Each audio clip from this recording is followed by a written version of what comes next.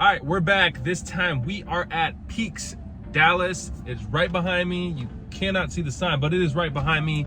We're about to hop into this 1-2 game. I think they're doing a dealer's choice with a 1K cap. So we'll see what's running, and yeah, let's get into some hands. Let's go. All right, no dealer's choice game running, so we're just gonna hop into the regular 1-2 game. The max for that is $500. That's what we're in for. Let's get into it. In this first one, we pick up Queen 7 offsuit on the button straddle. Real quick, if you don't know what a Dallas straddle is or a Texas straddle, essentially if you're on the button and you straddle, you get ultimate last action. So for example, if there's a raise from under the gun and then there's a call from the cutoff, it skips you, it goes to the blinds, and then you act last. So it's a huge advantage, and it definitely spices up the game and creates more action. Anyways, that's what position we're in. We did put on the straddle. Under the gun, whose name is Nick, decides he's gonna raise it up to $20, and y'all gotta check out this action. It's nuts. The +2 player calls. Action skips us. It's on the small blind now. He puts in the call on the big blind, and he decides he's gonna rip it all in for around $80. Nick decides he's gonna jam now, and he covers the entire table. Now the +2 player loves his hand, and he's gonna ship it all in for around $200. Action skips us again, back on the small blind, and he calls for his remaining $20. Action is on us now, and we're gonna throw this garbage straight in the muck, but there's a 4-way all in within the first orbit of us sitting down. Now there's 2 separate side pots, and the board runs out. A flush takes the main pot, pocket 5s takes the first side pot, and ace high takes the other side pot. I'm only including this hand to show you guys the wild action here at Peaks Dallas. Come check it out. All right, first real hand of the session. We look down at Queen Jack of Hearts and the cutoff. It folds to us. We bump it up to $15. It folds over to the small blind, and he says 15 is just too cheap. He'd rather play for it all, so he goes all in, but only for $70. Action folds all the way back to me, and chances are we're probably flipping against an ace-x holding. So I stick in the call, and sure enough, he flips over ace-4 suited. So it is indeed a flip. The run out comes king 3-4, turn 3, river, king, no help for us. We're gonna lose $70 to start off the session. All right, this next hand's probably the hand of the session. We look down at ace jack offsuit on the button straddle. Under the gun decides to open limp for $5. Action's on Nick now, and he decides he's gonna raise it up to $20. The low jack sticks in the call, and it folds over to the under the gun player who opened limped, and now his hand is suddenly worth $20. So he sticks in the call. Action's on me now, and this feels like a perfect spot to 3-bet. Everyone besides Nick is probably going to have a pretty weak hand, especially the under the gun limper. So there's a lot of dead money out there. I'm going to stick in a 3-bet, and I'm going to go big. I raise it up to $125, and honestly, I'd be perfectly fine taking this down pre-flop, but obviously that's not going to happen because now the under the gun player has an amazing hand, and he decides he's going to stick in the call, which brings in Nick, and surprisingly the low jack player folds. So we're 3 ways to a flop, but it comes pretty good. It comes ace 8-8. So unless Nick has a hand like ace queen or ace king, we should be good. I think the under the gun probably just has a middling pocket pair, so unless he has pocket 8s for quads, we should be good against him as well. Now surprisingly, under the gun decides to open jam for his remaining $100. Nick goes into the tank for a little while, but he decides he's going to wisely fold his pocket 7s. I flick in the call, and we are off to a run out. Turn comes the 7 of clubs. Thank God Nick folded. River, 7 of spades. Thank God Nick folded. We flip over the ace jack for top pair. Well, I guess 2 pair, and I will let y'all hear the results. Oh! Nice hand, nice hand. I win! So obviously Queen 8 suited is just a perfect hand to open limp, call 20, call 125, smash the flop, and ship it all in. Pretty straightforward hand from him there. On to the next hand. All right, 0 for 2, but let's see if we can't bounce back. We pick up 6-4 of spades in the big blind. Action starts with the limp from under the gun. Folds over to Nick in the cutoff, and he puts out a massive raise for $8.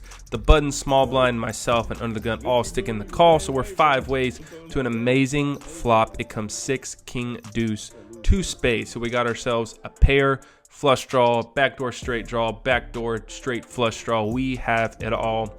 Action checks over to the Nick, and he's going to put out a small continuation bet of $15. The button folds, small blind calls. Could be raising here, but I'm just going to play this a bit passively. I stick in the call and under the gun folds. So we're 3 ways to a beautiful turn. It comes the 5 of spades. So we turn the flush with a redraw to the straight flush. And surprisingly, actually, let me just stop saying that. The small blind decides to donk out for $50. I do consider raising here, but our hand is already made.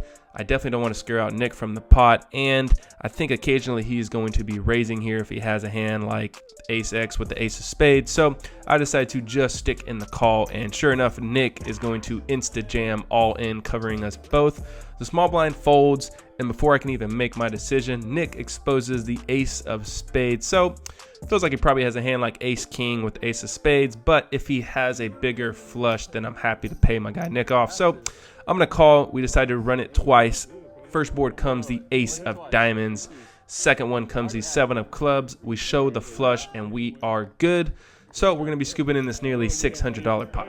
All right, let's see if we can't keep the momentum going. In this one, we look down at king 10 of diamonds. Now our buddy Sham has just sat down at our table, and he opens it up to $10 from under the gun. Folds to me. I'm gonna put a 3-bet here. I'm not gonna go too large though. I just want to get it heads up with Sham. So I 3-bet to $35. Folds back to Sham, and he's going to put in the additional $25. So we're heads up to a pretty good flop. It comes deuce, 10, 9, 2 spades, 1 diamond. So we flop ourselves top pair with the backdoor straight and flush draw.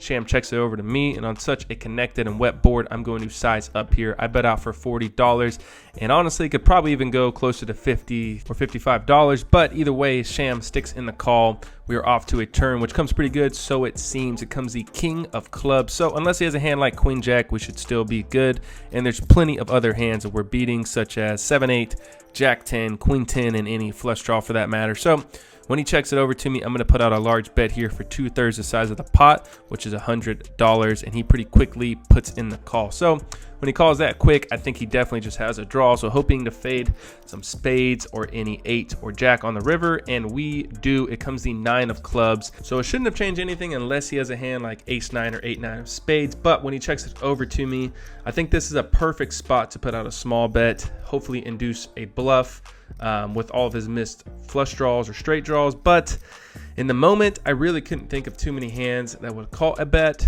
and honestly, this is just a mistake on my end. I decided to check it back, and sure enough, he flips over a missed flush draw. So our 2 pair is good.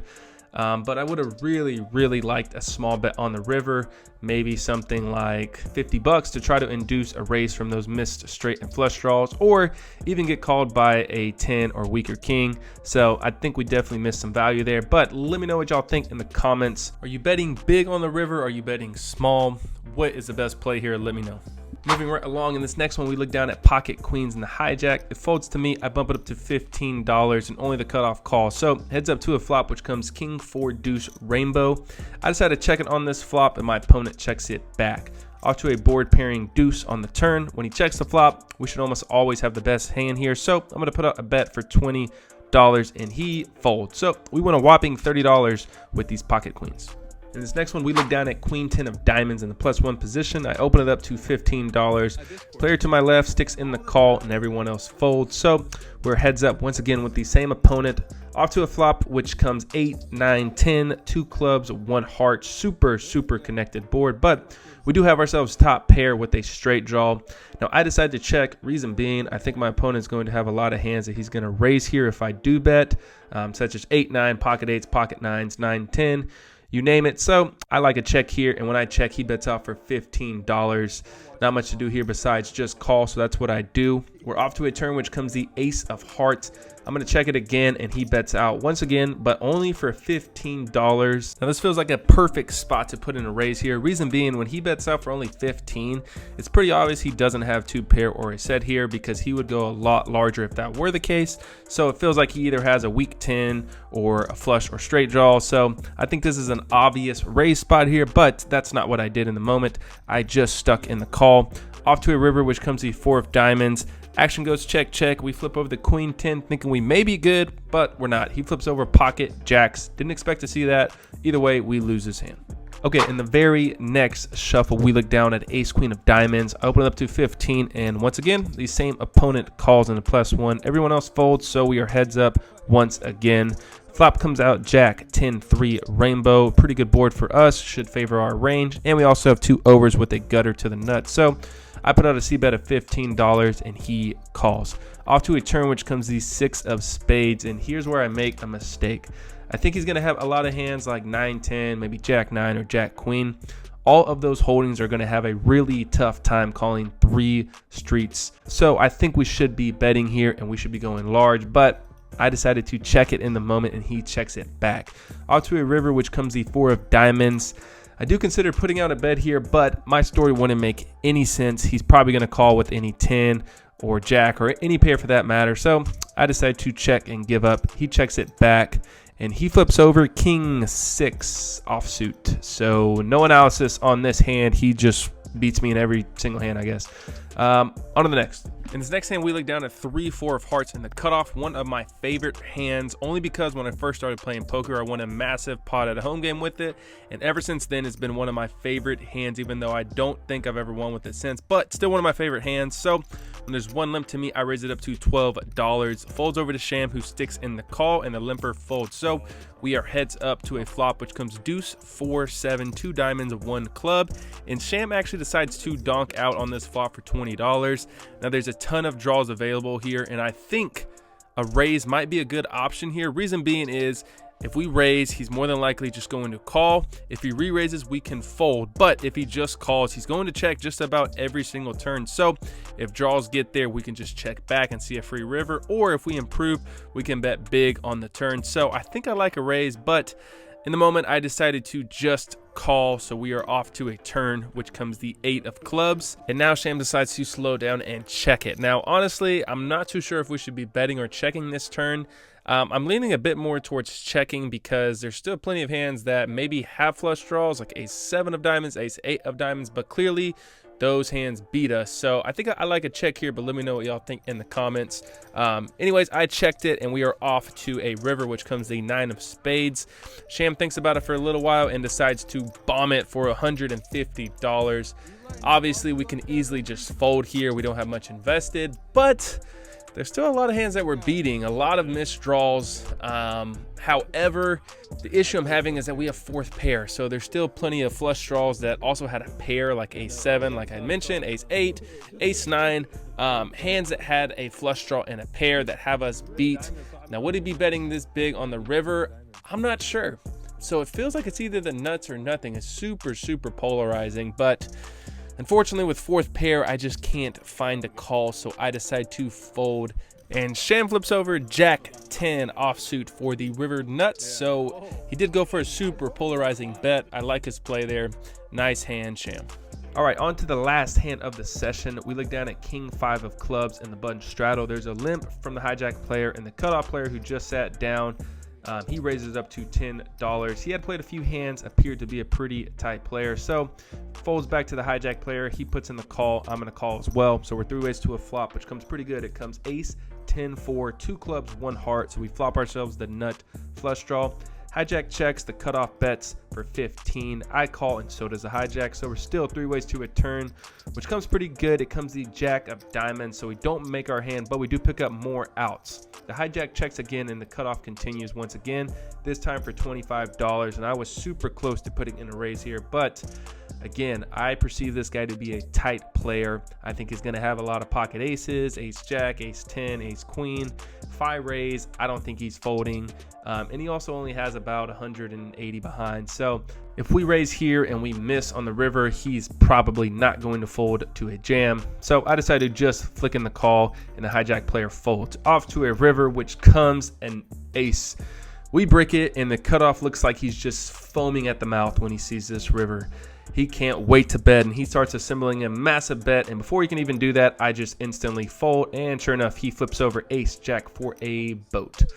So if we would have hit that flush or straight there, we would have most likely got paid, but that's not what happens. And at this point in the session, the table seemed kind of tight, not much action. So I rack up my chips and head out. Okay, the session just ended. Honestly, I wasn't too upset with how I played. I feel like I was really card dead. There are some crazy spots, crazy gambling going on. I feel like if we would have won a few of those hands, that we would have been up, you know, huge. But That's the way poker goes sometimes. I'm telling you guys, the action at Peaks is crazy. Y'all gotta check it out. But let's get to the results. I was into the game for $700, cashed out for $380. So we lost 320 bucks for the crazy gambling that was going on. Not a big deal.